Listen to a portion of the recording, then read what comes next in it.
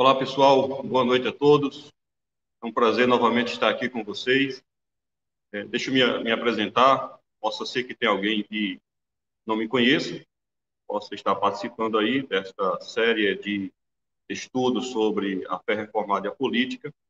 Bem, eu sou o pastor Ronaldo, eu sou pastor aqui da Igreja Presbiteriana de Cruz das Almas, e a nossa igreja está apresentando uma série de estudos bíblicos falando sobre a fé reformada e a política. A fé reformada, nós dizemos isso, mas poderia ser a fé bíblica, né? Porque os reformadores, no geral, foi a reforma com a volta à Escritura. Então, nós estamos tratando, então, daquilo que as Escrituras nos ensinam e nos orientam com relação à nossa participação na política, o nosso entendimento na política. Tá? Então, a ideia é trazer esclarecimento a fim de que nós, como povo de Deus, povo cristão, a herança reformada, possamos, de fato, estarmos inteirados acerca desse assunto, tá? Então, em alusão, em comemoração aos 503 anos da Reforma Protestante, a nossa igreja, então, teve essa ideia de trazer esse assunto a fim de instruir a igreja do Senhor Jesus, tá? Quem está conosco dando essas palestras é o pastor João Ricardo, pastor da Igreja Presbiteriana de Riachão do Jacuípe, tá? Então, mais uma vez, ele estará aqui abordando um tema importante. Nós já tivemos aqui, inicialmente, o tema falando acerca das esferas de soberania, tá? Foi o primeiro tema abordado. E nessa última quinta-feira, o pastor João Ricardo apresentou um estudo aí falando acerca de Calvino e os cargos eletivos. E nesta última palestra, para fechar, nós iremos falar, o pastor João Ricardo irá falar acerca do cristão reformado como um eleitor. Todos os temas são muito importantes. Este tem um caráter mais prático, né, por assim dizer. Então, fique conosco, compartilhe esse link aí para as demais pessoas e vamos participar, porque tem muita coisa boa aí vindo por aí. Né? Nós vamos orar agora, pedindo assim a graça do Senhor sobre as nossas vidas, especialmente sobre a vida do pastor João Ricardo, que estará trazendo esse estudo. Nosso objetivo é que nós estejamos realmente conscientes e convictos acerca da fé que nós professamos, tá? Então vamos orar. Senhor nosso Deus, nosso Pai, nós queremos agradecer ao Senhor por esse dia, queremos te louvar, ó Deus, pelo teu cuidado sobre as nossas vidas. Ó Deus, nós te louvamos porque o Senhor tem nos orientado pela tua palavra e mais uma vez, Senhor, nós temos esta oportunidade e através do teu servo, o pastor João Ricardo, sabermos mais acerca das implicações da nossa fé, aquilo, ó Deus, que os nossos pais reformados se esforçaram a fim de que a igreja estivesse alicerçada na palavra, na doutrina dos apóstolos, e dando sequência a esta herança reformada, essa herança bíblica, nós queremos assim, ó Deus, andar por essas mesmas veredas.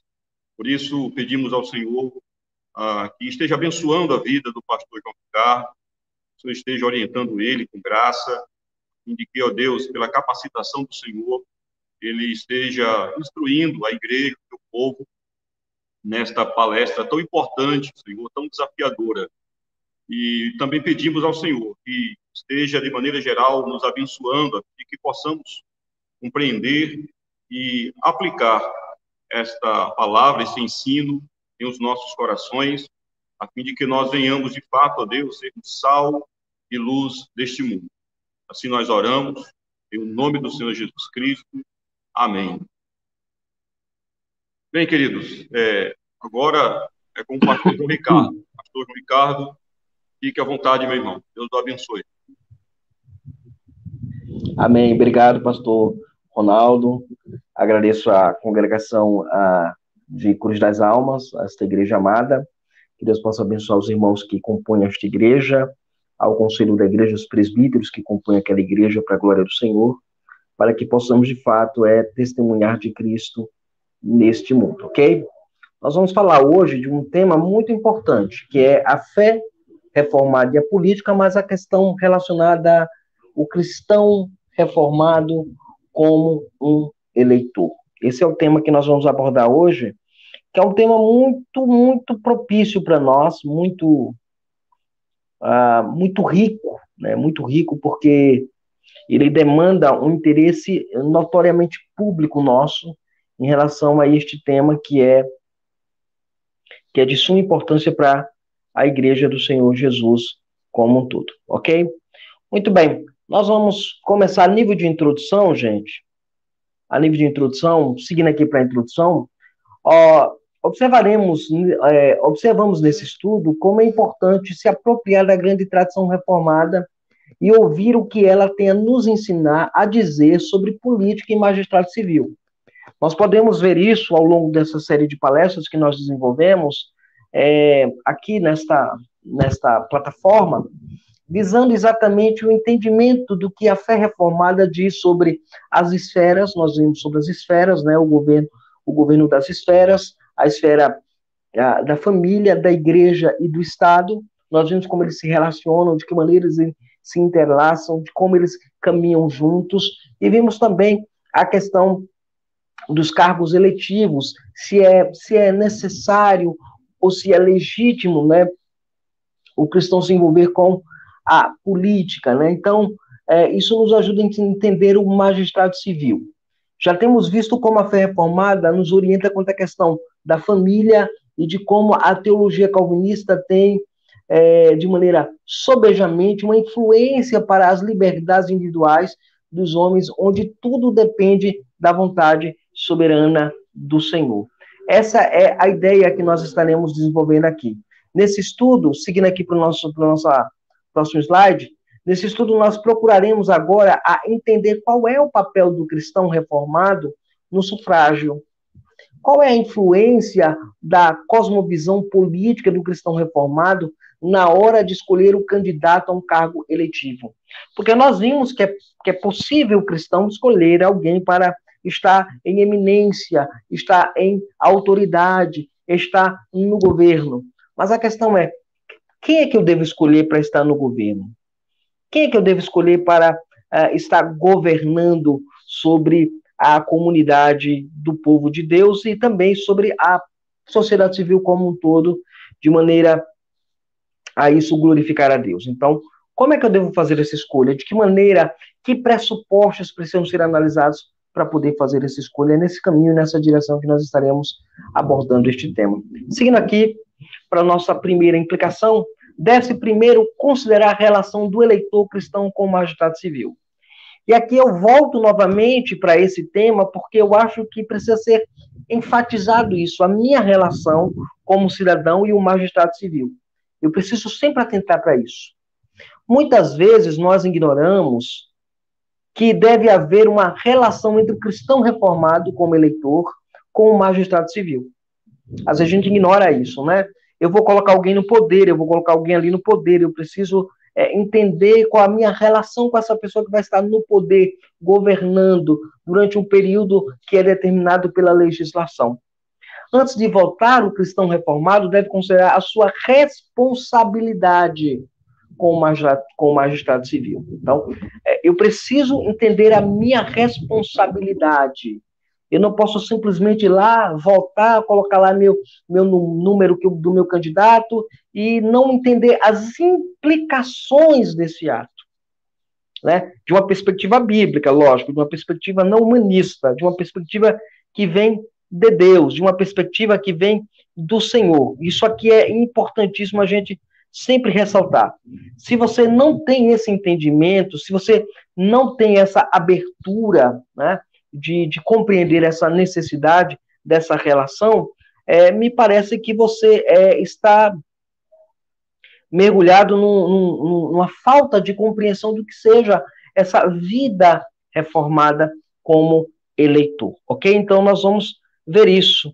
E aí é interessante porque, como eu coloquei aqui, o cristão reformado, ele deve, antes de votar, ele deve considerar a sua responsabilidade com esse magistrado civil. E João Calvino nos ajuda oferecendo 3 ações fundamentais nesse processo. ele nos ajuda em três ações que são importantíssimas nesse processo de respeitabilidade em relação ao magistrado civil, ok? Seguindo aqui, gente, devemos ser submissos às autoridades constituídas. Essa é a primeira verdade que Calvino vai dizer lá para nós, lá no texto sagrado, lá em Tito, capítulo 1, capítulo 3, aliás, Tito, capítulo 3, deixa eu abrir aqui a Bíblia, Tito, capítulo 3, verso 1. Lembra-lhes de que se sujeitem aos que governam, as autoridades, sejam obedientes e sejam prontos para toda a boa obra. Para toda a boa obra, ok? Esse é o ponto interessante. Calvino nos diz, comentando esta passagem, que o apóstolo Paulo ele tinha muita dificuldade em manter o povo comum em sujeição à autoridade dos magistrados e príncipes. A guisa de entendimento sobre isso é certamente por causa de uma visão autoritária que se tinha naquele mundo antigo sobre o poder dos magistrados e dos príncipes. E aí ele diz que, por natureza, todos nós somos desejosos de poder, de sorte que ninguém tem disposição para submeter-se a outrem. O que ele está dizendo? Olha, todos nós queremos o poder, todos nós queremos a eminência, todos nós queremos estar ali no lugar do outro. E por isso temos dificuldade de nos submetermos ao outro.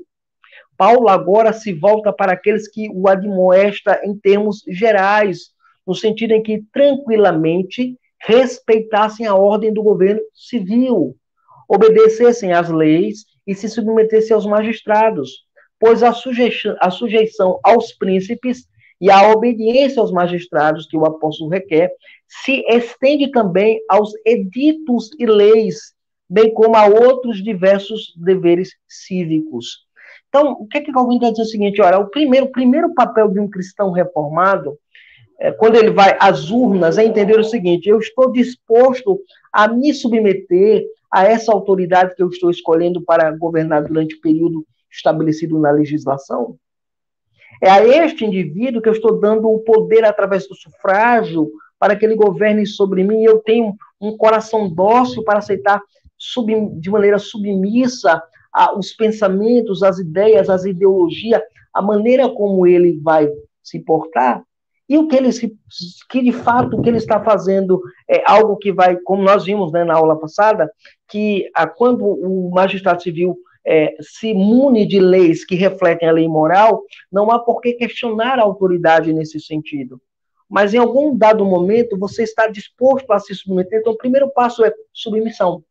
Calvino deixa isso claro para a gente. Então, antes de você fazer o seu voto, antes de você executar o seu voto, antes de você aplicar o seu voto, você primeiro precisa entender que você também estará debaixo dessa autoridade. Esse é um ponto importante que às vezes a gente esquece. Seguindo para o próximo slide aqui. Romanos 13, primeiro. Vamos ver aqui Romanos capítulo 13, verso 1. Aqui, nesse texto de Romanos 13, primeiro, é interessantíssimo, porque parece que as pessoas pegam esse texto para justificar todo tipo de barbárie, de barbaridade, né? de não resistência ao Estado, mas não necessariamente isso que é colocado aqui no texto. Aqui no texto, no capítulo 13 de Romanos, no verso 1, nos dito o seguinte, olha que coisa interessante, Paulo escreve aos romanos. Todo homem esteja sujeito às autoridades superiores, porque não há autoridade que não proceda de Deus, e as autoridades que existem foram por ele instituídas. É bom lembrar que essa palavra homem, ela não é a palavra que está no original. Embora ela capte bem a ideia do que está sendo dito aqui, a ideia é que toda alma, a palavra aqui é psique, né? Toda alma esteja sujeita às autoridades. Aqui em seu comentário aos Romanos, Calvino, sobre o capítulo 13, verso 1, Calvino assegura a mesma verdade que foi dito no verso de Tito, capítulo 3, verso 1, é que a expressão autoridades superiores que aparece, ele declara o seguinte, os magistrados, pois são como assim chamados em relação aos que se acham a eles sujeitos, e ainda continua dizendo, A razão por que devemos estar sujeitos aos magistrados é que eles foram designados pela ordenação divina. Então, por que eu devo? E esse é um outro ponto que às vezes a gente ignora, né? Você acha que o poder do seu sufrágio significa que fulano que foi eleito tem que estar debaixo da minha vontade. Mas o ponto aqui que Paulo coloca e que Calvino comenta é o fato de que uma pessoa é escolhida através desse sufrágio, de forma muito interessante, mas ele foi designado ali pela ordenação de Deus, né? E é estranho, por exemplo, quando você tem uma autoridade que é colocada pelo poder, que a autoridade é colocada pelo poder ali, o poder do sufrágio, às vezes você trata a autoridade constituída de maneira pejorativa, de maneira a desqualificar o governo daquela pessoa.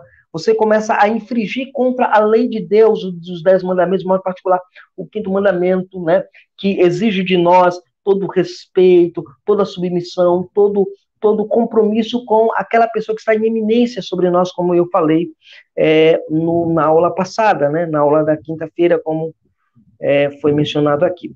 Agora, um outro detalhe aqui, seguindo para o nosso próximo slide, é que um outro ponto aqui que é colocado por Calvino, primeiro não é só a submissão, mas Calvino nos lembra que devemos ter um outro compromisso toda vez que você for para as urnas. Lembre-se disso, que o seu compromisso, primeiro, é estar submisso à autoridade que você está escolhendo.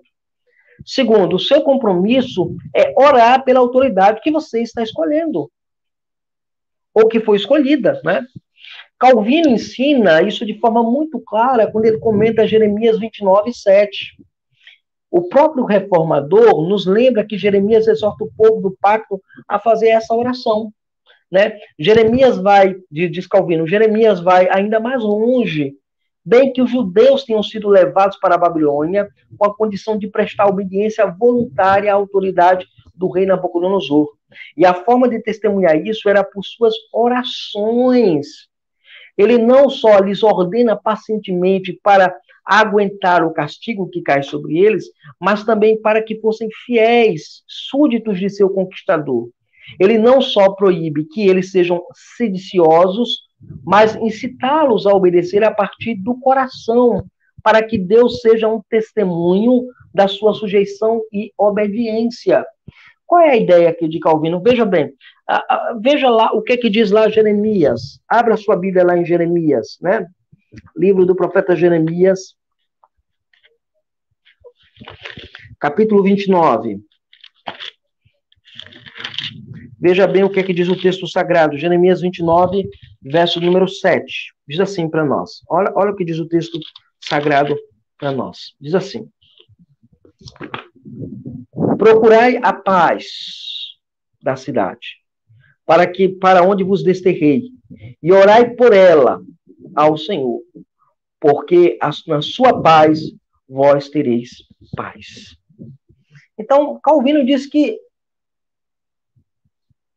Jeremias ele vai longe porque ele diz, olha, orem pelos captores de vocês, orem por eles, peça a Deus que Deus cuide deles, peça a paz por eles, mas sejam obedientes, aguentem o castigo que cai sobre vocês, mas também sejam fiéis, daqueles fiéis súditos de quem conquistou vocês. E aí diz que ele não proíbe que eles sejam, ele não só proíbe que eles sejam sediosos, ou seja, que sejam resistentes à autoridade naquele contexto, mas incitá-los a obedecer a partir do coração. Para quem? Para Deus. Para que haja um testemunho da sua sujeição e obediência, primeiramente a Deus.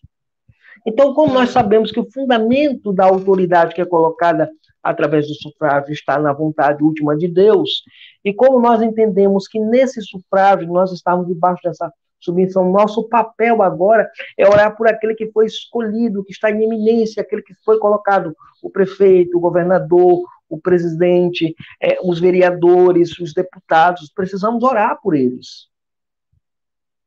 Né? Orar não significa que você concorda com tudo da política que eles empregam na sociedade, como nós vimos na questão das esferas e como nós vimos nos cargos eletivos. Nós precisamos entender isso, né? Sempre entender isso de maneira muito bem pontuada. Ok? Seguindo aqui para a nossa próxima projeção aqui, gente. E o terceiro, a terceira direção que Calvino dá para nós é o dever de resistir a um Estado tirânico e totalitário. São três atitudes.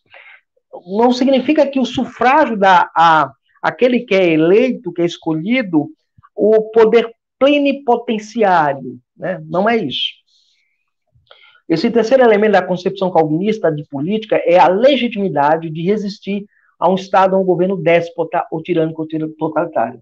Talvez você tenha votado em algum candidato, em alguém que esteja agindo de maneira déspota, seja na cidade, né, no âmbito de município, seja no âmbito nacional. Quando você vê que o voto foi dado a uma pessoa que não honra a sua vocação, seu papel, como nós vimos nas aulas anteriores, o seu papel é resistir a essa autoridade. Quando a autoridade exige de você, através de legislação, aquilo que é contrário à Escritura, aquilo que é contrário à vontade de Deus de modo particular, como nós aprendemos quando Pedro e João são presos e são açoitados, e os mestres do Sinédrio dizem assim, vocês devem ficar calados, não devem pregar, não devem fazer nada. Eles dizem assim, olha, melhor é obedecer a Deus do que aos homens. Então, o princípio é obediência a Deus. O princípio sempre é esse. Em qualquer esfera da sua vida, o princípio é esse. Se existe uma lei que corre no Congresso Nacional, que vem de esferas e instâncias, que essa lei ela é contrária à Escritura, à palavra de Deus, à carta magna do cristão, seu papel é rejeitar esse tipo de autoridade, porque ele está entrando numa esfera que não lhe cabe, não lhe pertence. A chamada desobediência civil é possível e legítima quando o governo se mostra totalitário. O próprio Calvino assegura este fato ao comentar nas Institutas. Vamos lá, veja aí no próximo slide. Como se dá essa resistência? Mas se agora alguns são constituídos de Calvino, né, diz Calvino, são constituídos magistrados do povo para moderar-se a prepotências dos reis, ou seja, havia os magistrados que moderavam a prepotência dos reis, como eram outrora os eforos que foram contrapostos aos reis, lacedômios, né? Ou os tribunos da plebe aos cônsules romanos, ou os demarcas ao senado dos atenienses. E como são as coisas agora? Talvez também de qualquer poder que em cada reino exercem as três ordens representativas, né, quando realizam as suas assembleias gerais, a tal ponto não os proíbo de, em função do seu ofício, resistir ao Estado desbragamento dos reis, que se façam convenientes aos reis a oprimirem e assolarem, né? Que se façam coniventes aos reis a oprimirem e assolarem violentamente o populacho humilde. Ou seja, Calvino assim, olha, eu afirmo que se vocês que estão na iminência, que estão lá, e estão dando de conluio com os reis para oprimir os pobres, eu digo, vocês devem ser resistidos. É isso que Calvino está dizendo. Devem ser resistidos. Eu afirmaria que tão nefária e perfida, né, não carece de sua dissimulação, visto que estão a atrair fraudulentamente a liberdade do povo, da qual devem saber que foram postos por guardiões pela ordenação de Deus. Olha só, o que Calvino está dizendo é o seguinte, ó, se você está se levantando contra o seu povo humilde, através do poder que lhe foi confiado, saiba de uma coisa, você será resistido. E será resistido porque você está usurpando uma autoridade que não lhe pertence. Porque você não está ali simplesmente porque recebeu um poder no sufrágio. Você está ali para manter a liberdade do povo, não a opressão do povo. Você está ali para fazer aquilo que Deus, de fato, lhe colocou como guardião, pela ordenação de Deus. Deus foi quem colocou você lá e Deus há de tirar você por meio deste povo que lhe colocou lá. Então, quando você estuda a doutrina da desobediência civil na perspectiva calvinista reformada, te faz lembrar que o teu papel como eleitor ele é importantíssimo. Quem é que eu vou colocar lá no poder? É alguém que vai querer o domínio e opressão do meu povo? É alguém que vai continuar massacrando o meu povo? É alguém que vai estar desprezando a população humilde, como diz Calvino aqui nas Institutas da Religião Cristã. Então a gente precisa pensar sobre isso. Não é meramente um exercício de cidadania, como é bonito o slogan é bonito, mas a implicação é mais séria. O slogan é bonito, mas a implicação ela é mais séria, ok? Ok, vamos seguir aqui. Seguindo o próximo slide. Segundo lugar, devemos considerar as cosmovisões dos candidatos. Então, nós já vimos os três principais princípios no momento de votar, né? Os três principais princípios. Qual é o primeiro princípio? Ele vai ser submissão, né? Àqueles que nós estaremos escolhendo. Segundo, oração sobre aqueles que estaremos escolhendo. E terceiro, a possibilidade de resistir àqueles a quem estamos escolhendo. Essas três coisas precisam estar na nossa mente, ok? Segundo lugar, devemos considerar essas cosmovisões dos candidatos. Nas estruturas políticas atuais, vemos partidos políticos e indivíduos públicos sustentarem ideologias anticristãs. Ou seja, precisamos analisar as cosmovisões dos candidatos ao magistrado civil. E a pergunta que vem sempre quando eu falo disso é: o que é uma cosmovisão? Né? A gente fala muito, a gente escuta, teve congresso de cosmovisão, todo ano tem, numa igreja que nosso presbitério mesmo, nós sempre fazemos congresso de cosmovisão, mas o que é uma cosmovisão, pastor? Que danado é isso? Né? Ronald Nash, no seu livro Cosmovisão em Conflito, nos diz que, em termos mais simples, uma cosmovisão é um conjunto de crenças, tá? Não é apenas opiniões, a gente confunde cosmovisão com opinião. São crenças sobre as questões mais importantes da vida. São sistemas filosóficos de grandes pensadores, como Platão e Aristóteles eram cosmovisões. Então, quando você tem um sistema na sua mente, uma cosmovisão na sua mente, aquilo que você transmuta em crenças. São as crenças que você carrega. E essas crenças, elas vêm para fora, elas não ficam aqui dentro, elas não ficam na mente, elas não ficam no compartimento privado, como as pessoas geralmente dizem que ficam e que não ficam, na verdade, especialmente os acadêmicos, né? Não, você sempre vai ter essas visões lhe guiando, lhe orientando naquilo que você, de fato, pretende fazê-lo. Seguindo aqui o próximo slide. James Surrey, no seu livro Universo ao Lado, ele coloca uma definição muito interessante de cosmovisão que eu gostaria de compartilhar com você. Ele diz que uma cosmovisão é um comprometimento, uma orientação fundamental do coração, que pode ser expressa como uma história ou um conjunto de pressuposições, que são hipóteses que podem ser total ou parcialmente verdadeiras ou totalmente falsas, e que detemos de maneira consciente ou subconscientemente, consistente ou inconsistentemente, sobre a constituição básica da realidade que fornece o alicerce sobre o qual nós vivemos, movemos e possuímos o nosso ser. Em outras palavras, o que é a cosmovisão? É aquilo que nos torna o que nós somos. É o que nos torna o que nós somos. O que eu creio sobre determinada situação pode ser verdadeiro ou falso. O que eu acredito sobre determinadas situações sociais que nós vivemos vão depender do meu compromisso com essas coisas. Então, é uma direção do coração que nós vamos ver exatamente isso. Seguindo aqui para o nosso próximo slide. É um direcionamento do coração. Né? Siri nos lembra que cosmovisões estão ligadas às questões do coração. E é o comprometimento singular em direção às coisas.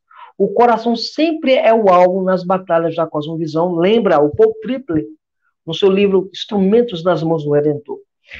Quando o Tripp diz isso, é o seguinte, é que o mundo ele vive querendo conquistar o seu coração para algo. No campo político, quando você liga a TV para assistir o horário, porque quem gosta de assistir o horário político, né? Boa parte, talvez, da minha audiência não goste. Mas quem gosta de assistir horário político, você vai ver as pressuposições, as cosmovisões. Eles estão lutando pelo seu coração, estão lutando pelas suas crenças. Eles querem as suas crenças ou que elas sejam modificadas ou que elas sejam reforçadas, mas estão sempre atrás das suas crenças, das suas cosmovisões, da maneira como você enxerga o mundo. Ele quer conquistar não apenas o seu sufrágio, o seu poder de votar nele, ele quer conquistar você para a ideia dele. Percebe a questão? A questão é muito mais profunda. É uma pena que esse tempo que nós temos aqui é muito pouco para explorarmos isso com mais detalhes, com mais profundidade. Nós não podemos mergulhar em toda a esfera em relação às cosmovisões, porque o tempo não nos permite. Mas é necessário entender que essas cosmovisões, elas guiam e orientam o nosso coração. Então, não pense que você está simplesmente exercendo o seu papel de cidadão. Você está expressando no seu voto o que você acredita. Mesmo que o que você acredita mesmo que o seu voto contradiga aquilo que você acredita.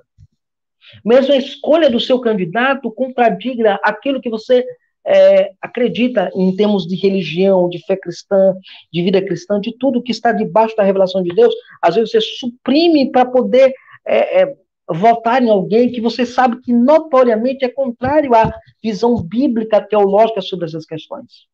Terrível, terrível, terrível. Isso nos leva para o nosso próximo slide.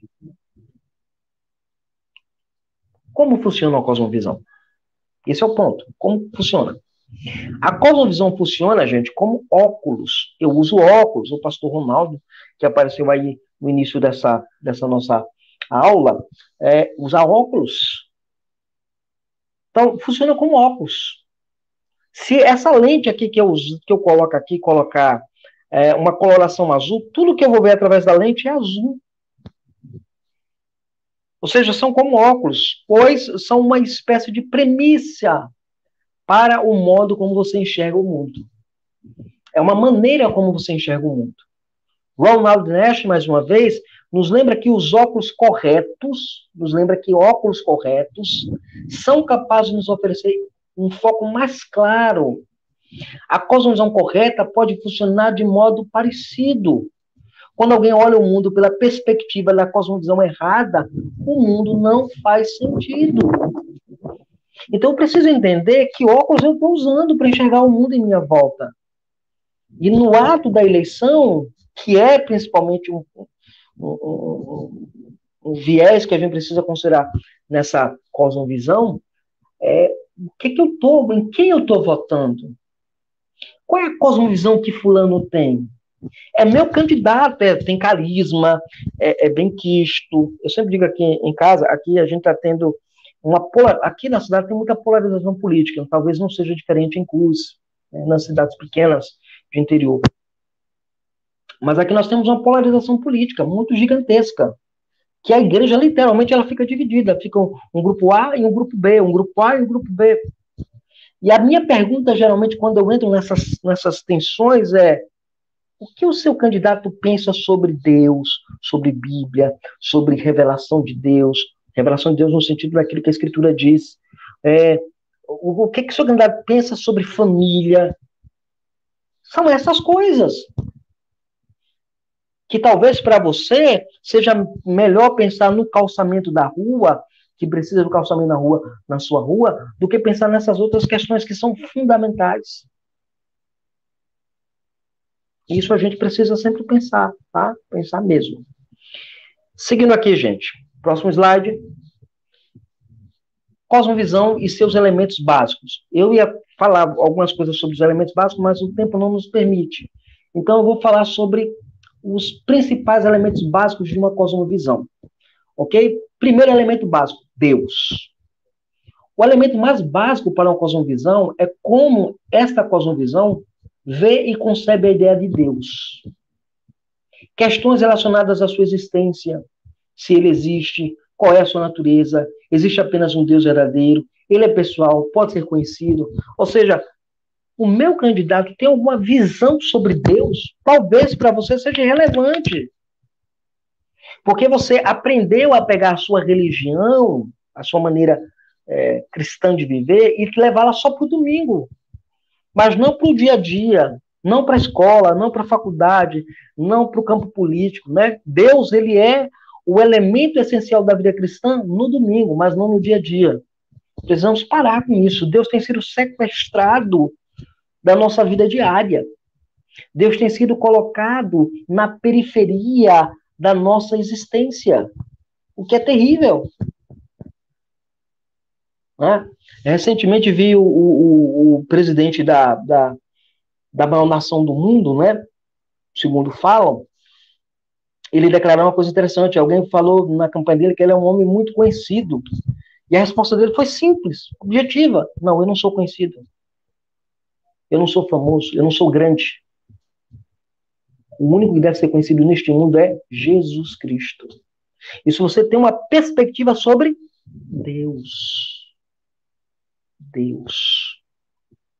E você pode ignorar isso que eu estou dizendo. É seu dever, como crente, não ignorar. Mas você pode ignorar. Porque é importante você entender isso. É importante você entender. Um outro aspecto, outro campo, é o campo da metafísica. Essa palavra metafísica significa aquilo que é além da física, aquilo que é além da aparência. Este aspecto está centralizado sobre a ideia da realidade última do mundo. Qual o propósito da nossa vida? Qual o propósito do mundo, dessa existência? O que é essa existência? Né? Então, essas ideias sobre existe um mundo além, né? Essa vida que ela é uma vida que visa, como eu vivo neste mundo? Eu vivo com um propósito, com um objetivo. Tem algum objetivo na vida? Porque se a vida não tem objetivo, então ela não tem valor. E aí você vai entender a implicação que isso vai ter quando leis sobre o infanticídio é aprovada no ventre materno. Porque não existe uma realidade por trás da física. Não existe vida. Né? A vida não tem sentido. É o niilismo total. Esse é um ponto que a gente precisa sempre considerar sobre essa questão. Seguindo o próximo slide aqui, gente. Cosmovisões e seus elementos básicos. E os dois últimos elementos básicos que eu quero colocar aqui com vocês é epistemologia. Gente, isso aqui é um palavrão, né? Mas eu vou explicar aqui. Epistemologia é a disciplina que lida com as questões do conhecimento, que eu conheço. Significa saber que nós realmente sabemos. É disso que trata-se. Esse é elemento filosófico. A epistemologia lida com a questão do conhecimento. Ou seja, o conhecimento que eu tenho na escritura, ele é um conhecimento real, verdadeiro e legítimo. Ele pode vir para a esfera pública? Olha a pergunta. Ele pode vir para a esfera pública? Esses dias, recentemente, assistindo uma entrevista de um acadêmico americano, um grande professor de uma universidade famosa nos Estados Unidos, ele acostumou-se a, por exemplo, a aceitar a ideia de que na academia ele não poderia levar nada sobre sua crença religiosa, porque a crença religiosa nada serve. Não é um conhecimento legítimo, verdadeiro, real, palpável. E aí ele não podia levar o cristianismo para a sala de aula. Mas aí ele começou a ver, por exemplo, que o ateu materialista levava o seu ateísmo, que o islamista levava o seu islamismo, e ele não levava o seu cristianismo, ou a sua crença de que a escritura é a fonte última de todas as coisas e de todo conhecimento. E aí ele decidiu fazer o seguinte: ele entrava na sala de aula para dar aula, ele colocava um versículo no quadro. E esse versículo despertava o interesse dos alunos e iam perguntar a ele, ele começava a explicar o que ele entendia sobre o mundo através da fé cristã. Olha que coisa interessante. Então, a epistemologia é exatamente isso. O que é? A grande implicação é que como é que nós sabemos as coisas, da onde vem a fonte do nosso conhecimento.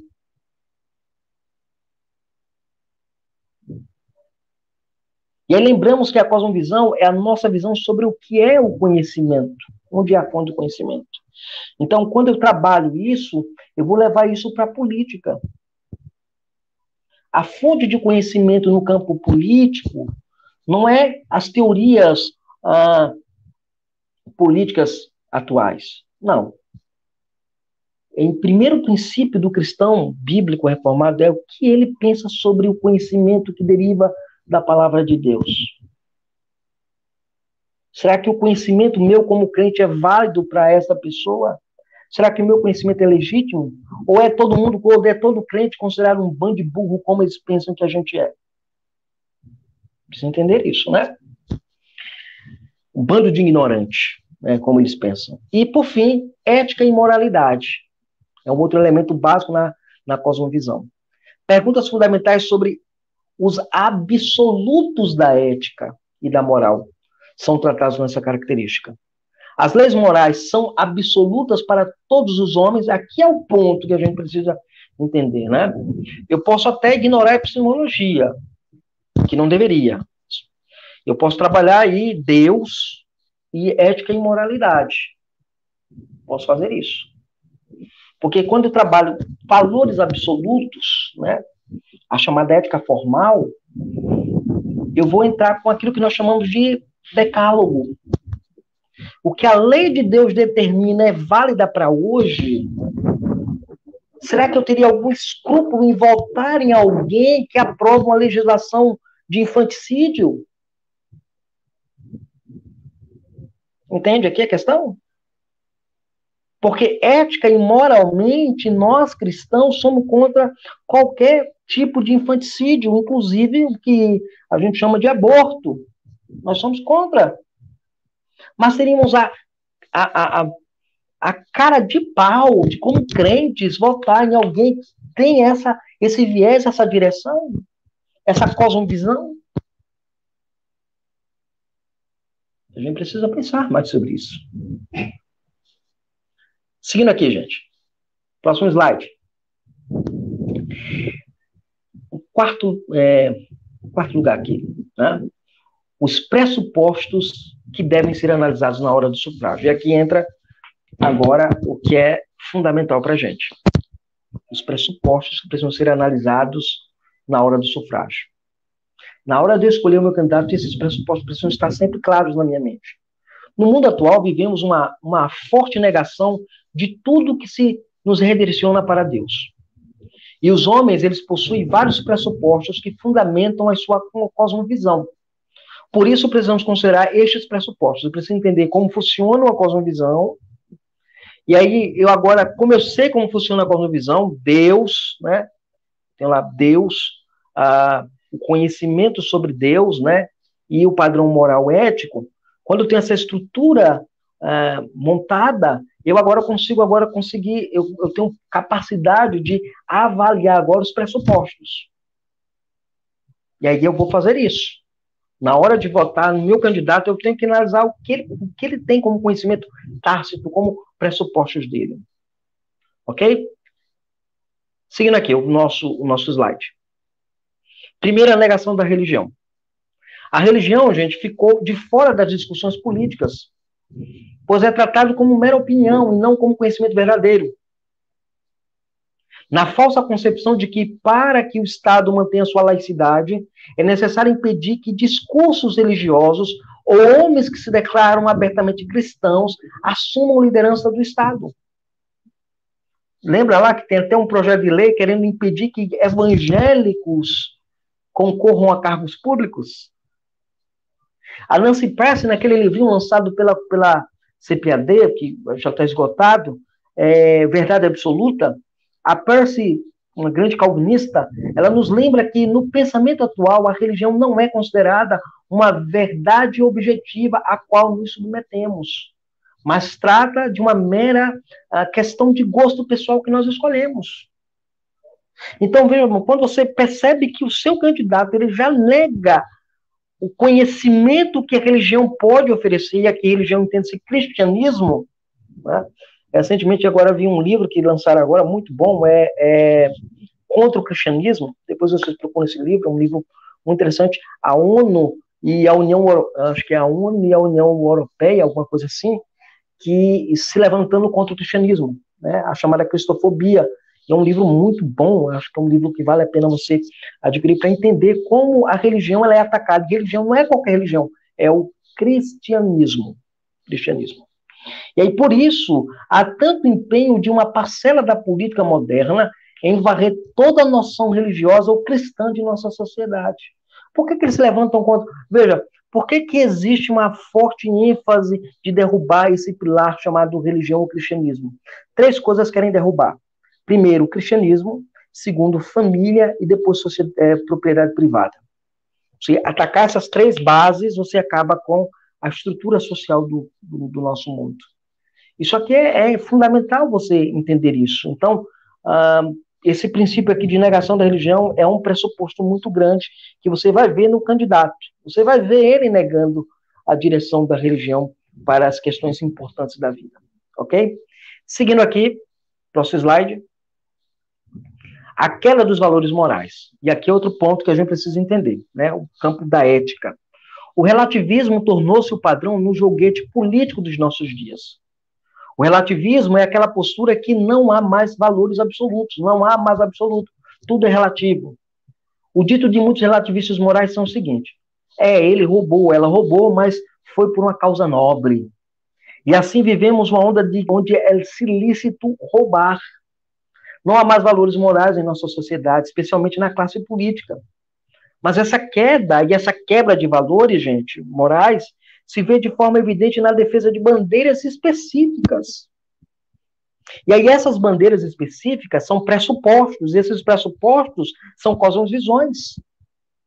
E essas cosmovisões estão no candidato que você quer escolher, por exemplo.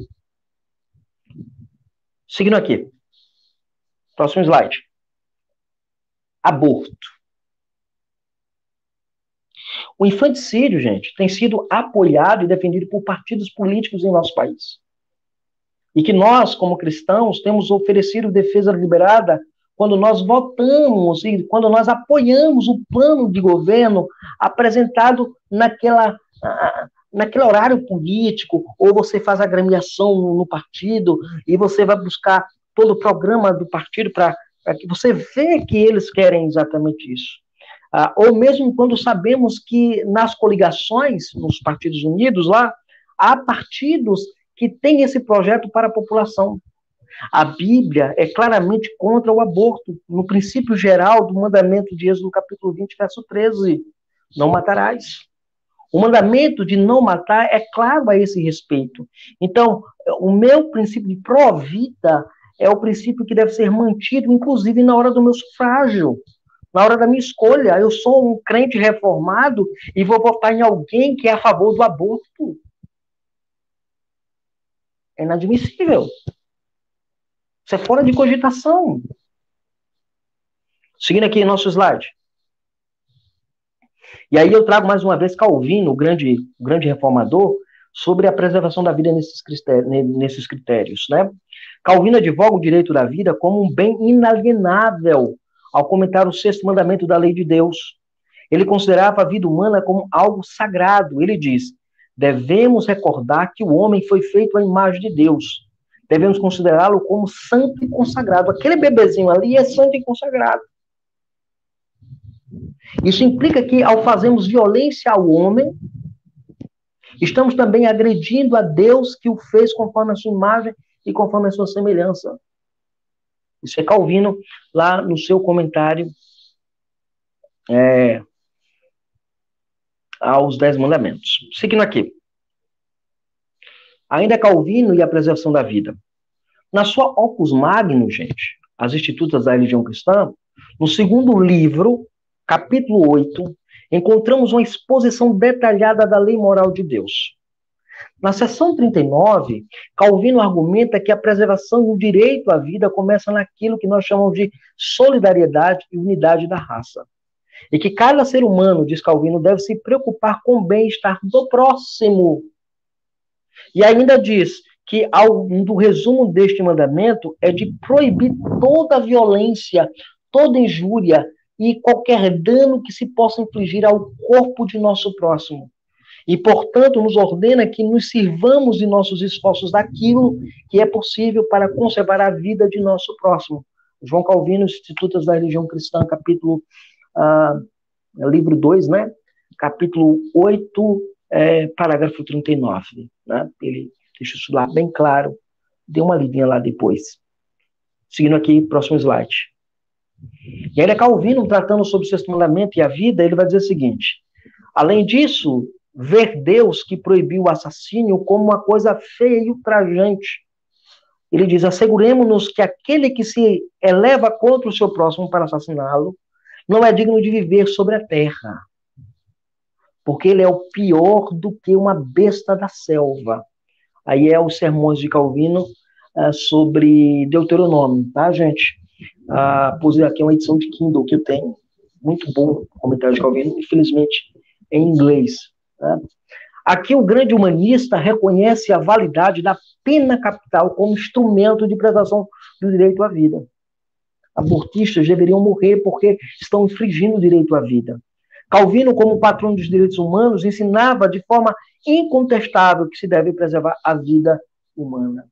Então você ainda tem a coragem de votar em alguém de um partido que sustenta a pena de morte para infantes no ventre das mães? Você tem essa audácia ainda? Não faça isso. Seguindo aqui, gente. Próximo slide. A promoção do homossexualismo é o segundo nível de degradação. Quando você vai fazer o seu sufrágio, vai avaliar o candidato, e o candidato, ele promove o homossexualismo. Em nossos tempos atuais, a laicidade do Estado tem sido e servido de base para rejeitar o cristianismo, e juntamente com ele, os valores morais judaico-cristãos do mundo do Ocidente. E se tem advogado a defesa do homossexualismo, criando leis, tais como a lei da homofobia, como nós sabemos, dizendo que devemos aceitar, até procurando impor a cultura gay em nossa sociedade. Por exemplo, o famoso kit gay, né, do sistema educacional que foi projetado lá atrás, que se tentou colocar nesse país. O projeto aqui, gente, é remover a noção de heteronormatividade e implantar a ideia da homoafetividade. Esse é o projeto deles. Então, se eu tenho um candidato que está afiliado a um partido e que nesse partido, naquilo que o partido defende, está esse elemento, eu não vou votar naquele candidato de jeito nenhum. Porque minha visão reformada de mundo é diferente da visão dele. A minha cosmovisão reformada me diz que ele está em pecado, está querendo levar a sociedade para a bancarrota, levar a sociedade para longe da palavra de Yahvé. Próximo slide. A terceira implicação aqui é a remoção da legítima defesa. Isso aqui dá uma confusão, dá uma briga nas igrejas evangélicas de modo geral, especialmente nas nossas igrejas, que não deveria ter, mas tem. Né? Os partidos políticos, especialmente os de esquerda, baseados na falsa concepção, e lembra que eu falei sobre essa questão, né, gente? Eu falei que existe dois extremos, né? Existe os que são a extrema-direita, que é lá o anarcocapitalista, e tem a esquerda com todo o seu projeto dominatório que nós conhecemos. Mas, geralmente, esse tipo de partido, eles baseados na falsa concepção da relação entre igreja e Estado, ou seja, desse rompimento, asseguram que apenas o Estado pode proteger e tem o direito de proteger o cidadão. Eu poderia passar mais uma hora aqui falando sobre esse aspecto. Eu tenho até um estudo específico sobre isso. Agora, veja bem, esse é um equívoco muito grande que eles têm. Então, removeu-se o direito de legítima defesa do brasileiro contra a vontade do mesmo, como nós sabemos lá em 2005, né? Através do sufrágio lá, a população disse: nós não queremos viver desarmados, mas o Estado foi lá e arrancou esse direito. Vivemos hoje o caos da insegurança. E a Escritura diz, né, você lendo a Escritura, você pesquisando na Escritura, você mergulhando na Escritura, você vai ver exemplos bíblicos de autodefesa, de legítima defesa garantidos, né? O exemplo lá de Esté, quando Mardoqueu assume o poder, não pode anular o decreto do rei de matar todos os judeus, ele emite um decreto para que todo mundo use de armas para se defender.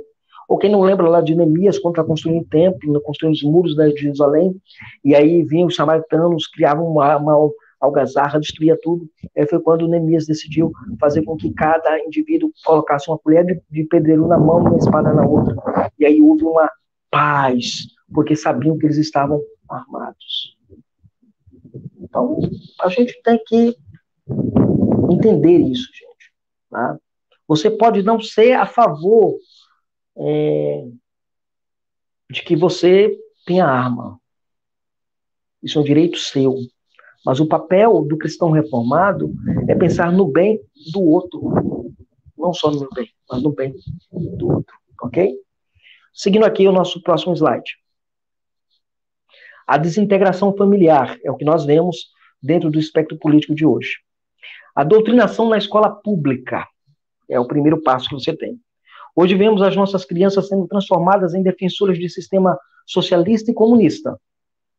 Eles são expostos à doutrinação marxistas, ensinadas a dependerem do Estado cada vez mais. A criação da escola de tempo integral, por exemplo, é uma tentativa de doutrinação mais incisiva. Hoje há mais ideia de mais Estado e menos família. Então, o Estado, ele tomou, e aí, eu não vou nem entrar nessa discussão aqui, propriamente, mas para você ser informado sobre isso, leia aquele livro lá, quem governa a escola, controla o mundo, né? Do Gary DeMar, publicado pela Monegismo, é um livro muito bom sobre esse aspecto. Agora, por que isso aqui é importante, gente? Porque o seu filho, ele corre riscos nas escolas públicas exatamente nessas esferas, nessa doutrinação, que é muito gigantesca, muito grande. E a gente precisa estar alerta com isso. Então, eu vou escolher alguém para me representar que crê que é necessário que a escola pública seja não um elemento de aprendizado de conhecimento, mas um elemento de doutrinação de pessoas para recrutamento para as revoluções, né? As chamadas ações revolucionárias. Seguindo para o nosso próximo slide. E aí chegamos na ideologia de gênero, né? Um tempo atrás, na prova do Enem, Exame Nacional do Ensino Médio, tivemos uma questão afirmando que ninguém nasce homem ou mulher. Vocês devem lembrar dessa polêmica que houve, né? E é isso que nós encontramos no nosso dia a dia, no cenário político do nosso país. O povo escolhe seus políticos sem considerar essas coisas. Nós pensamos que o nosso voto, e sem contar que as urnas eletrônicas muitas vezes são fraudadas, não significa nada. Entretanto, se nós olharmos os nossos candidatos, os pressupostos que eles sustentam, será que nós teríamos coragem de votar neles? Veja, um partido agora, recentemente, alguns partidos entraram agora com um pedido junto à Suprema Corte do país a que essa ideologia de gênero seja ensinada nas escolas. Isso vai ser votado agora dia 11. E você não se preocupa com isso. E você não olhou lá na lista dos representantes que foram fazer essa representação, solicitar isso, se não tem algum candidato que você votou e agora percebe o perigo que você fez ou deixou, delegou esse poder a esses indivíduos. É complicado isso. Quero concluir, irmãos, essa nossa aula de hoje, seguindo aqui nosso slide final, que quando nós analisamos os sufrágios à luz do escopo das cosmovisões e dos pressupostos abraçados pelos homens, aquela cosmovisão e aqueles pressupostos que excluem a Deus e a sua palavra e a sua normatividade ética devem ser rejeitados no ato do sufrágio. Não podemos escolher representantes que laboram contra a vontade revelada de Deus em sua palavra. Eu não posso votar desta forma. Eu preciso trabalhar dentro dessa relação. Ok? Então é importante a gente estabelecer isso de maneira muito, muito nítida e muito clara. Bem, irmãos, esta era a nossa palavra de hoje para vocês. Esperamos que você tenha sido edificado e que Deus conceda graça e misericórdia a você no ato da escolha daqueles que estarão representando a população no governo da esfera municipal, na esfera das câmaras de vereadores, e orar para que Deus possa nos dar sabedoria e graça nessa direção, ok? Muito bem. É isso aí. Deus abençoe. A palavra está aí com o pastor Ronaldo. Ok, pastor João. Muito boa palestra. Eu acredito que teremos bastante perguntas. O tema realmente provoca isso, né? Então, vamos aguardar aí. Acredito que a equipe estará disponibilizando as perguntas, ou melhor, apresentando as perguntas. E eu vou chamar também o presbítero Hugo, presbítero da nossa igreja. Ele gosta de interagir, sempre tem uma boa palavra, uma boa fala, e gosta de provocar aí a discussão. Seria interessante também a importância dele aqui. Eu acredito que está aí para entrar, nos aguardar. Enquanto isso, só lembrando que temos o sorteio aí, logo após as perguntas, certo? Uma obra bem, bem oportuna mesmo de tê-la, né? As obras de Calvino, acredito que é o volume 1. Então, continue com a gente aí, porque só irá participar do sorteio quem estiver na live. Quem estiver na live. Exatamente. Rapaz, sim, pode falar, irmão. Então vai. Então assim, eu tô na live também, viu, gente? Eu tô como ITRBA, viu, gente? ITRBA sou eu. Tem um sistema de sorteio aí, pelo Google, que ele vai trazer bem direitinho aí, de forma bem clara, né? Mas agora, pastor, nós iremos ter algumas perguntas. Eu acredito que tem. Não é possível um tema como esse aí, bem provocativo, não ter alguma pergunta. Se não tiver, eu vou fazer aqui. Deixa eu ver aqui. O presbítero Hugo não entrou ainda, mas tudo bem. Vamos lá. Tá, e se tiver alguma pergunta aí, coloque aí na tela. Pronto, já temos aí Danilo Lopes, aqui, membro da nossa igreja. A pergunta é o seguinte, pastor. Sabendo que a lei moral de Deus deve servir como fonte para a criação de leis, como lidar com o Estado laico? Boa pergunta, Danilo. Nós vivemos uma inversão de ideias sobre Estado laico, né? As pessoas entenderam o Estado laico como sendo Estado sem Deus. E não é isso, né? Na estrutura da Reforma Protestante, né? E aí você vai perceber isso dentro dos que imigraram no Mayflower, né? Para a América, Estados Unidos, né? Ali para chamada Nova Inglaterra. Eles queriam que o Estado ele não tivesse uma religião estatal, uma religião estatal não, uma igreja estatal, mas que o Estado deveria proteger a igreja. E aí vai ter várias questões, né, relacionadas a isso. Mas na tradição reformada não há o conceito de Estado laico que nós temos hoje, que é a desassociação da igreja do Estado de maneira ferrenha. Não. A ideia é que o Estado ele precisa estar sempre protegendo a igreja e também o fato da igreja. O presbítero Hugo, feche o seu microfone. Eu acho que é Thay que tem que fechar aí, a equipe tem que fechar, eu acho que ele não fecha de lá, não. Não, é porque tá dando retorno para mim. Sim, eu digo, eu acho que é o pessoal da equipe quem deve fechar aí, porque eu acho que é eles quem operam aí.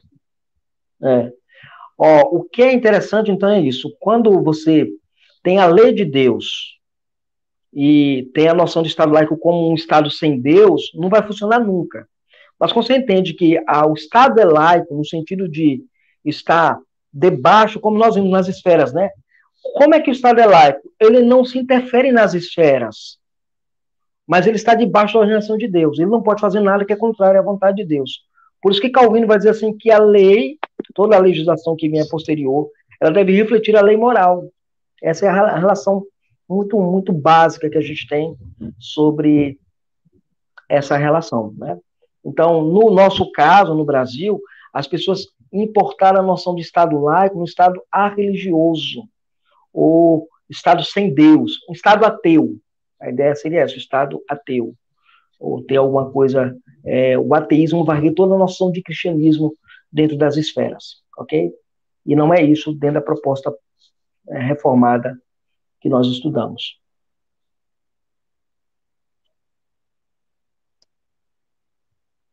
Ok, mais alguma outra pergunta? A minha tela, a minha tela ficou escura, eu não estou conseguindo visualizar. Eu vou pedir ao presbítero Hugo que possa proceder aí. Eu não sei se foi problema aqui no meu aparelho ou no sistema, tá? Tá? Eu não estou conseguindo fazer a leitura. Não tem como, tem como Ok, colocar. pastor, estou a postos aqui. Tem como colocar assim, por exemplo, os três aqui paralelo, não? Os três aqui paralelo, não? Eu acho que é assim que a gente está aparecendo. Não, eu estou na tela maior e vocês estão na tela menor. Isso mesmo. Eu vou pedir a Nós Thay estamos os três aparecendo. Estamos os três deixa aí, aparecendo, por viu, favor, pastor? só o presbítero Hugo para ver se melhora aqui.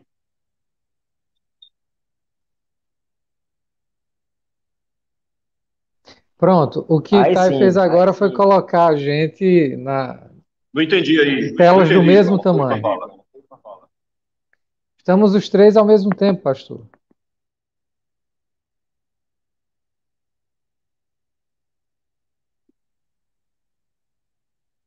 Agora apareceu.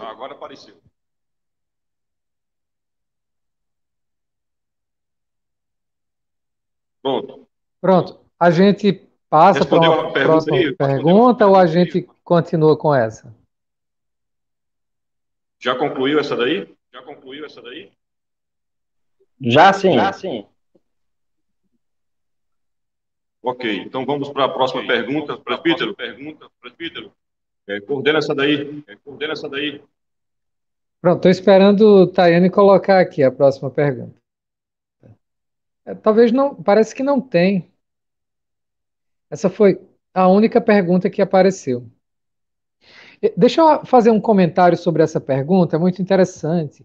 Um documentário que tem, acho que o pastor João Ricardo já viu, que é o documentário apresentado pelo Francis Schaeffer, talvez o pastor Ronaldo também tenha visto, que é Onde Viveremos. Não. Puxa, agora me fugiu o nome do documentário. Como Viveremos. Como Viveremos, acho que o documentário é esse. É esse, né, Como pastor? O senhor viveremos. desligou. Isso. Aí tem um momento em que o Francis Schaeffer está falando sobre a construção do Estado europeu moderno.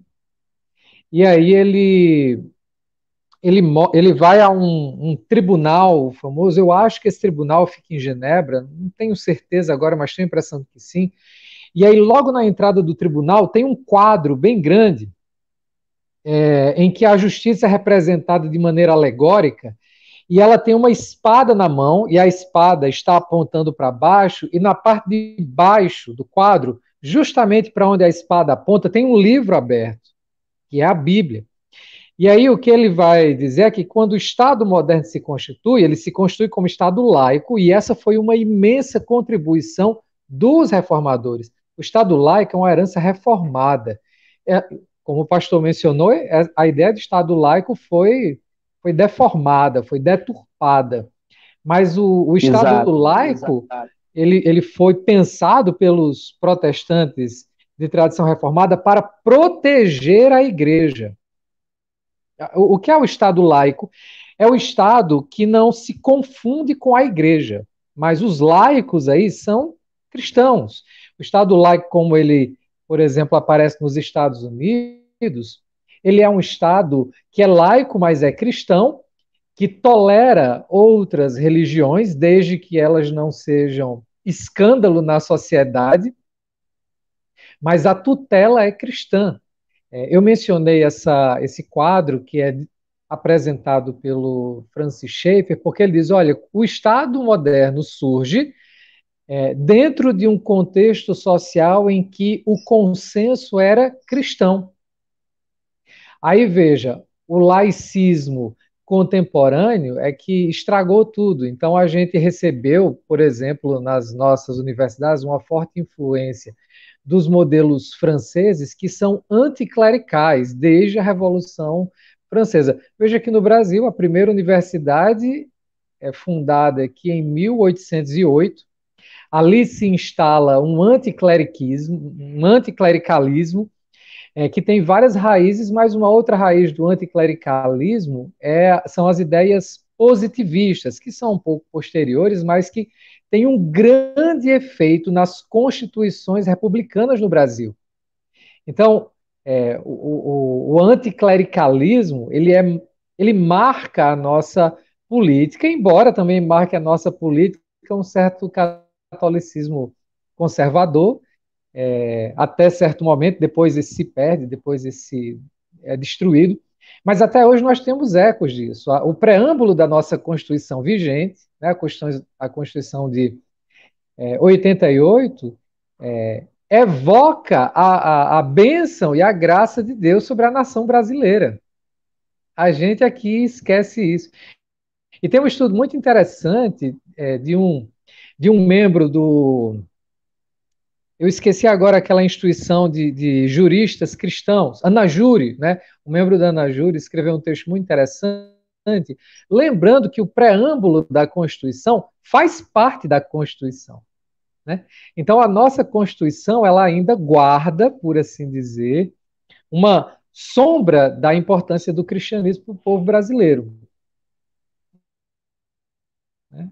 Embora na Constituição outros cristãos também estejam presentes, mas nós temos isso aí, disso nós podemos nos orgulhar e precisamos. Bom, no texto do preâmbulo, Deus não está ali qualificado. Então, a gente só pode supor que se trata do Deus da Bíblia, porque o Brasil, bem ou mal, é um país majoritariamente cristão. Então, a gente supõe que sim, mas se você está perguntando se foi um reformado que colocou Deus ali no preâmbulo, pode ter certeza de que não. Não sei se essa era a pergunta.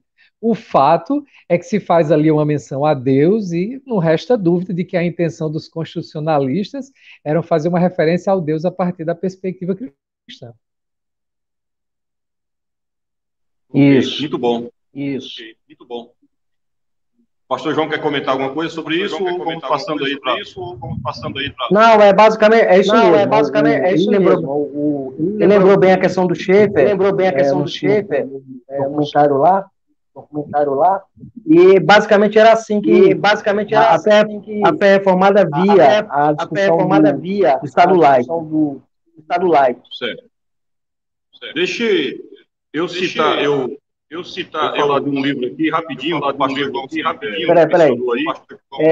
Presbítero Hugo, feche seu microfone, tá vazando áudio. Tá dando eco.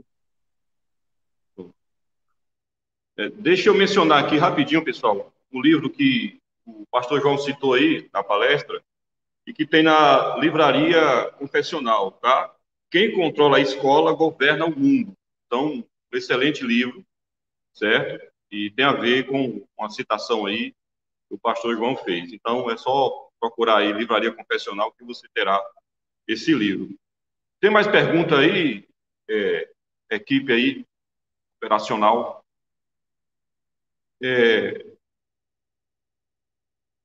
Veja só, vamos lá. Nós estamos próximos aí das eleições. E uma coisa que a gente escuta, às vezes, de forma bem comum, quando a gente está tratando de ideologia, de pressupostos, como aí foram citados, né? A desculpa de alguns para votar em candidatos ligados à sigla, né? À esquerda, e que tem uma agenda contrária a várias coisas que nós defendemos, como bíblicas e tudo mais, a desculpa é a seguinte: não, mas isso aqui é no âmbito municipal, a pessoa está ligada à sigla, mas ela é gente boa, ela não defende esse tipo de coisa, não, ela não defende o aborto, ela não defende, sei lá, a legalização das drogas, a ideologia de gênero. Então, eu vou aqui lançar essa questão para o pastor João, o presbítero também, se quiser comentar um pouco, né, sobre isso aí. Então, tem essa desculpa. Né? É como que, de alguma maneira, não tivesse tanta influência ou não fosse determinante ou não fosse grave, não é? A votar no candidato ligado à esquerda, porque é só na esfera municipal, não vai afetar assim de maneira substancial, de maneira tão ampla, né? Então, o que nós poderíamos dizer sobre essa desculpa? Ela é válida? Pode ser aceita? Eu tenho minha opinião, mas eu vou Olha deixar com só, vocês aí. olha, olha só, pastor Ronaldo, esse tipo de desculpa ele não funciona. Né? Como eu falei na live anterior, é que embora não tenha a questão do peso municipal nesse sentido, ele agaranha votos e influência, independente disso, entendeu? Porque é a estrutura da base. A base aqui é uma estrutura. Você tem essa estrutura. Esse é um ponto que precisa ser sempre pontuado. E segundo, é uma traição aos pressupostos cristãos. É um pecado. Ó, eu sou crente, eu vou me filiar a um partido que defende toda ideologia contrária à Escritura.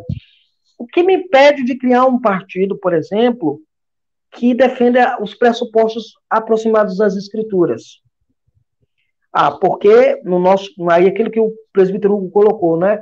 O nosso Estado deturpou a laicidade. Inclusive que até hoje você encontra dificuldades de organizar um partido, dentro da própria estrutura da legislação e tudo mais, em que siga esses pressupostos cristãos. Mas eu, como cristão, me filiar a um partido dessa natureza, lembremos, por exemplo, de Abraham Kuyper. Abraham Kuyper fazia o seguinte, o que é que ele fez? Ele tinha, na Holanda, tinha o partido que era contrário aos pressupostos que ele sustentava, ele tinha minoria, né? Então, o que foi que ele fez? Ele se juntou com os católicos da Holanda para criar uma maioria e conseguir derrubar o pleito eleitoral, né? Ele ganhar o pleito eleitoral como primeiro-ministro da Holanda, e a gente conhece todo esse processo, para poder ter força e derrubar essas coisas naquilo que era comum. Então, o que é que eu vejo no nosso país? Cristãos usando a desculpa de eu vou votar em fulano porque tem essas ideias, embora que essas ideias estejam no Partido Nacional, mas não interfere aqui na vida local, não. Interfere. Porque ele acaba conseguindo voto, influência e estende a expansão dessa ideologia, inclusive no âmbito municipal, né? Então, assim, a gente precisa entender isso e levar assim. Me permita um comentário. Assim. Pois não, pastor, conclua. E assim, a gente está desobedecendo a Deus. O principal é esse, eu estou desobedecendo a Deus, estou indo contra a vontade revelada de Deus nas Escrituras. Em escolher alguém que pensa de uma maneira contrária às Escrituras. Eu não posso fazer isso. Fale, presbítero Hugo. Eu gostaria de comentar isso. A gente precisa prestar atenção ao que está acontecendo na nossa cidade. Então, por exemplo, o atual prefeito, que é candidato à reeleição, que é de um partido de esquerda, ele não recebeu, para os irmãos terem uma ideia, ele não recebeu, o pastor Ronaldo conhece essa história melhor do que eu, ele não recebeu o grupo de pastores que no começo dos primeiros decretos que proibiam a reunião nas igrejas, ele não recebeu os pastores. Ele delegou essa função ao vice-prefeito que, segundo o relato que eu tenho, recebeu muito mal, de maneira indisposta, já achando que os pastores queriam fazer confusão, etc., quando na verdade só queriam reivindicar um direito constitucional, aliás, um direito fundamental, que foi negado durante essa pandemia. Nós vimos aí como é que as igrejas foram tratadas durante essa pandemia. Inclusive, teve um momento em que o grupo de pastores aqui da cidade fez um vídeo, né, comentando o seu descontentamento com o modo como foram recebidos pela prefeitura e foram atacados pelos políticos da cidade como um monte de maluco que estava querendo colocar em risco a vida de todo mundo. Então, a política nacional ela não é tão diferente da política local. Eu quero citar um outro exemplo, assim, tem vários, eu só estou querendo citar exemplos que são bem claros. Eu não sei aqui quantos irmãos já tentaram assistir o desfile das escolas no 7 de setembro aqui em Cruz das Almas. Essa é uma manifestação cívica que eu, desde que era criança e participava, sempre gostei muito. E um dia, aqui em Cruz das Almas, a minha esposa, o meu filho, nessa época a gente só tinha HJ e eu, fomos assistir. Meus irmãos, se vocês foram assistir, como eu, vocês viram que não tem mais desfile cívico de 7 de setembro, era uma parada gay. Se alguém foi assistir, se alguém foi assistir, vocês viram lá travestismo, vocês viram músicas absolutamente vulgares, danças absolutamente vulgares, e quem estava fazendo isso eram as escolas públicas da nossa cidade e das cidades vizinhas. As escolas particulares que participaram não tinham essas presepadas, não. As escolas públicas tinham. Aí, se você for olhar, o que é que acontece? Às vezes, até os professores, os diretores da escola não gostariam de levar o espetáculo que a gente viu. Mas aí, o pessoal que é mais ativista, alunos e alguns professores ligados a sindicatos, começam a ameaçar de denunciar não sei onde, na prefeitura, na secretaria, não sei o quê. Aí o pessoal fica com medo e com razão, ninguém quer perder emprego, ser processado, ou seja lá o que for. E aí a gente viu aquilo que viu. Isso não está longe da gente. Outra coisa é só olhar, quem tem criança na escola pública, é só olhar o material escolar que chega. Dê uma olhada, eu não sei se já viu o material escolar. Até o material escolar da escola em que meu filho está, que a gente fica insistindo, não são todos os pais, não, mas alguns pais fazem esse movimento de ficar lá. Olha, tem cuidado, não tem, às vezes aparece isso, às vezes aparece aquilo, tal. Mas enfim, é só dar uma olhada, gente, no que está acontecendo na nossa cidade. Não precisa ficar. É claro que a gente tem que estar atento ao cenário no estado e ao cenário em âmbito federal, mas o que acontece na nossa cidade já deveria prevenir a gente sobre né, como é que a gente aplica os valores cristãos na hora de votar. Era esse o comentário que eu queria fazer. Ok. Só lembrando, a gente já vai dar aqui um espaço para o feedback aí do pessoal que está acompanhando, mas só lembrando que os vereadores, por exemplo, né, entre algumas atribuições que eles têm, é de aprovar o plano municipal de educação. Então, quando você vota no candidato que defende essas ideologias, você vai estar lá colocando um vereador da Câmara, né, a Câmara, para, de repente, chegando a uma situação como essa, simplesmente aprovar e entrar em nossas escolas esse tipo de coisa, de ideologia. Pessoal, tem muita coisa para a gente conversar e discutir sobre isso, mas o tempo está passando. Temos aí ainda o sorteio do livro, certo? E temos aí alguns feedbacks aí, o pessoal que está participando aí da palestra. Eu tenho a noite toda, viu? Mariana Chaves, ótima palestra. Muito bem, realmente. Muito Obrigado, irmã. Deus abençoe. é uma instituição? O Instituto Teológico Reformado do Brasil por Angola. É onde eu sou o Tá. diretor Boa lá. palavra. Ótimo. É suspeita aí, hein, essa pessoa. Ok. Danilo Lopes. Parabéns, Obrigado, Danilo. pastor Deus João abençoe. Carlos. Excelentes palestras. O sol lhe deu glória.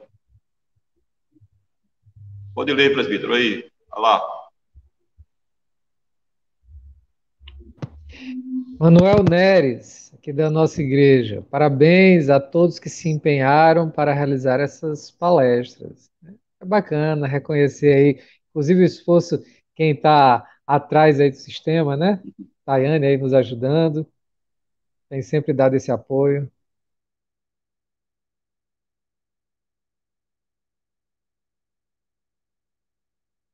Aí a própria Tayane coloca uma mensagem a partir do. É, travou aí a janela aí do presbítero. A internet acho que deu problema lá. Deu um probleminha. Então, pessoal da equipe Tivemos aí, um breve vamos fazer, problema então, aí. Voltamos agora. Oi? A gente, pelo que eu vi aqui, a gente teve um breve problema de conexão, não foi? Aí voltamos agora. Foi. Exato. E Então, vamos partir para o sorteio, então? A gente pode, vamos lá. enquanto o tempo do sorteio, a gente vai conversando alguma coisa. Eu posso ganhar as obras? Eu posso ganhar as obras? Vamos ver aí, né? Se você vai ser contemplado. Vamos lá. A minha tela está muito pequena aí, presbítero. Vê se você consegue visualizar aí o processo aí do sorteio.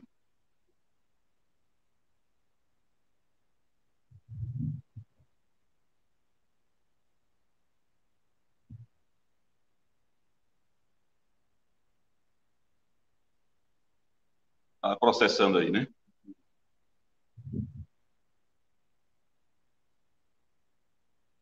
Ainda aí. Vamos ver quem vai sair. Vamos lá. Quem foi sorteado aí foi Ingrid. Opa! Ingrid. É da igreja aí, é? É da igreja aí, é? É da igreja. Ah, então parabéns, viu, Ingrid? Você sequestrou as minhas obras, viu?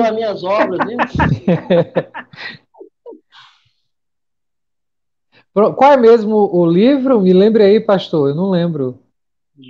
As Obras de João Calvino, volume 1. Ah, é mesmo, As Obras de João Calvino, é mesmo, volume 1. Muito interessante, viu? São obras com as quais a gente não tem tido muito contato. A gente tem mais contato com os comentários, com as institutas, mas Calvino escreveu vários opúsculos, vários tratados teológicos. A gente precisa conhecer melhor mesmo. A ópera mínima dele era muito boa. Pronto, ó, Tayane colocou aí. As Obras de Calvino, volume 1. Eu não sei o que esse volume 1 tem, né? Mas, enfim. Tá aí? Será? Ah, não. Aí eram as instruções para participação do sorteio. Que bom, eu espero que Ingrid faça aí uma boa leitura e compartilhe conosco. Ela tá aqui, ó. Ela tá aqui, ó. Ganhei! Obrigada! Obrigada! Que massa. Olha aí. Isso mesmo, muito bom. Então, parabéns, Isso, estamos chegando ao final da nossa programação. Está dando muito eco. Pastor, é porque o senhor não está com fone de ouvido. Aí o som do senhor acaba sendo capturado pelo microfone do senhor. Certo. Presbítero, por favor, faça um agradecimento aí em nome da igreja, ao pastor João, e teça aí as últimas palavras, em forma conclusiva, tá certo? Porque o eco não está permitindo aí a participação. Fique à vontade aí, o presbítero da igreja. Bom, o pastor João Ricardo é a segunda ou terceira vez, acho que é a segunda vez em que ele vem compartilhar conosco aí os seus estudos no contexto da nossa celebração da Reforma. Não sei se o pastor João Ricardo lembra, mas de uma outra vez esteve lá na igreja, né, nós fizemos essa programação e o tema também era alguma coisa nesse campo da relação entre política e fé. Não sei se o senhor lembra, pastor, mas na época comentou mais detalhadamente sobre a educação. O tema foi sobre hermenêutica e marxismo cultural. Foi isso mesmo. É porque essa do marxismo cultural foi no domingo, na escola dominical, não é isso? No sábado, eu acho que foi sobre hermenêutica reformada, no domingo foi isso. Acho que foi. Bom, e aí a gente agora tem a oportunidade de ter a ajuda do pastor João Ricardo para desenvolver esse tema da teologia política reformada. É um tema extremamente importante, em primeiro lugar, porque nos ajuda a entender a teologia aplicada à nossa vida.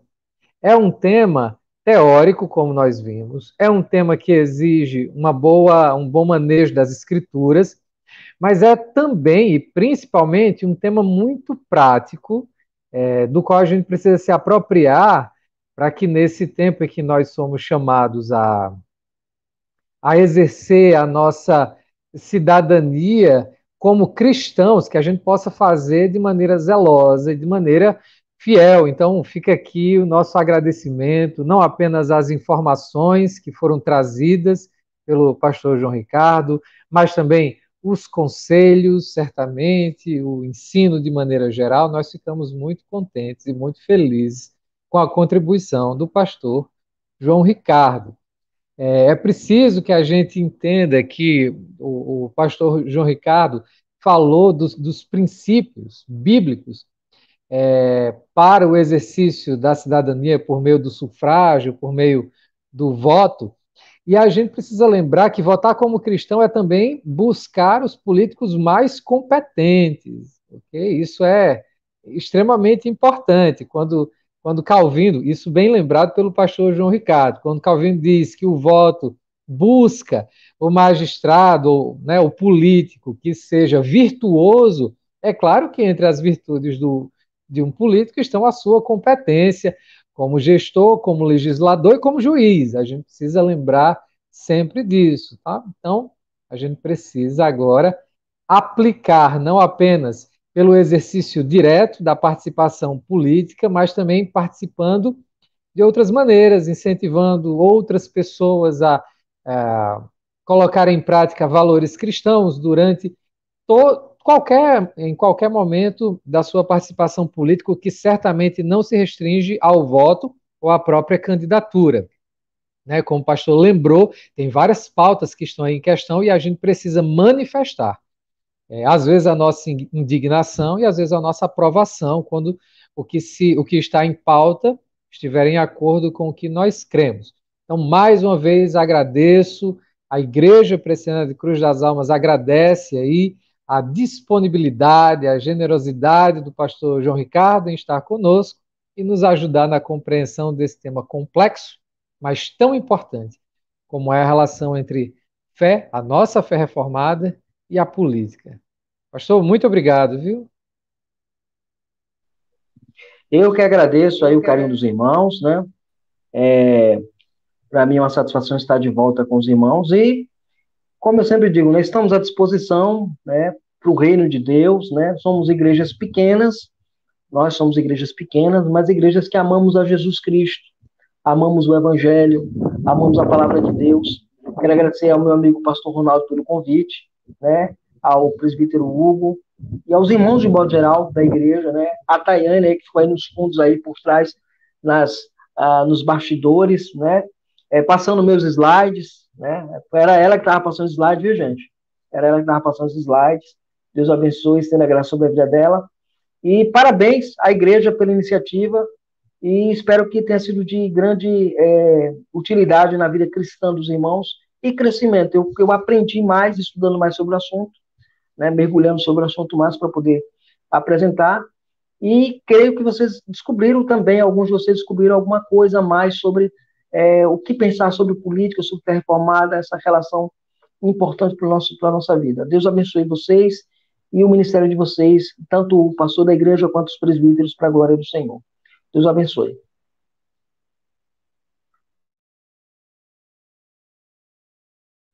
Pastor Ronaldo, seu microfone está pronto, o senhor ligou agora. Então, assim, um agradecimento, né, a toda a equipe. O pastor citou Tayane, mas tem toda uma equipe aí por trás. Às vezes uns ficam mais nos bastidores. Que Deus abençoe a todos, né? Nossos irmãos aí, os jovens, são bem participativos, graças ao Senhor. E Fica aqui, então, o nosso agradecimento também ao público, né, os irmãos e outras pessoas também que participaram aí das palestras, ouvindo. Como foi colocado aí, essas palestras ficarão gravadas, ficarão no canal, disponíveis no canal da nossa igreja. Então, a nossa sugestão é que você depois possa voltar aí e ouvi-la novamente e assim poder estar cada vez mais inteirado de todo o assunto, né? Inteirado de todo o assunto. Então, Deus abençoe a todos. Pastor Ronaldo, Pois não? Pastor Ronaldo, só um pedido, só um pedido. Eu queria a autorização dos irmãos para pegar essas palestras e colocar no meu canal, tá bom? Onde? Eu vou colocar no meu canal também, essas mesmas palestras eu vou colocar no meu canal. Ok? Vocês me permitem aí? Tenho. Nós autorizamos, sim. Obrigado, hein, meu irmão? Deus abençoe. Tchau.